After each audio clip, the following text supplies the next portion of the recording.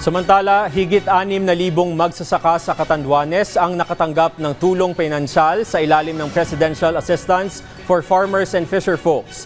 Ito ay para maibsan ang epekto ng mataas na presyo ng petrolyo sa kanilang kabuhayan. Si Rosie Nieva ng Radyo Pilipinas Virac sa sentro ng balita.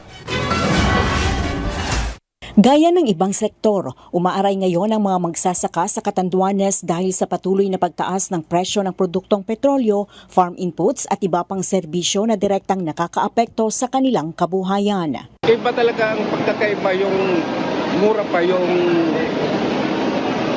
gasolina, tapos biglang nagmahal, malaking epekto sa aming mga lalo sa mga magsasaka. Talagang affected po ay mga farmers. Kasi mahal po lahat.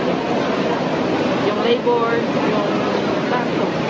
Upang matugunan ang kanilang hinaing, agad na umaksyon ng pamahalaan sa pamamagitan ng Presidential Assistance for Farmers and Fisherfolks ng Department of Agriculture. Mahigit 2,000 magsasaka mula sa mga bayan ng Virac, Bato, San Miguel at San Andres ang nakatanggap ng tig 2,325 pesos na tulong pinansyal. Yunin po ng Presidential Assistance for Farmers and Fisherfolks na maibsan po ang nararanasan po ngayong pagtaas ng mga presyo po para sa ating mga farmers sa kanila pong ginagamit po sa produksyon. Lubos naman ang pasasalamat ng mga magsasaka kay Pangulong Ferdinand Marcos Jr. dahil sa natanggap nilang tulong upang matugunan ang kanilang pangangailangan. Maraming salamat po sa binigyan ninyong tulong sa akin ay sa aming mga magsasaka. Siguro hindi lang naman dito sa aming probinsya sa Catanduanes, lahat naman siguro nabigyan nyo ng tulong. Kaya maraming salamat po. Kahit paano po, nakakatulong din siya sa pangbili ng kahit sa abono na lang po. Sa ating pamahalaan po, maraming salamat sa binigay na ayuda para sa aming mga magsasaka.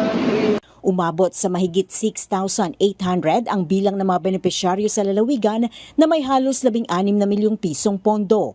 Ang naturang programa ay bahagi ng inisyatiba ng administrasyon ni Pangulong Marcos na layong suportahan ang mga magsasaka at mangingisda na apektado ng mataas na presyo ng petrolyo at mga pangunahing bilihin.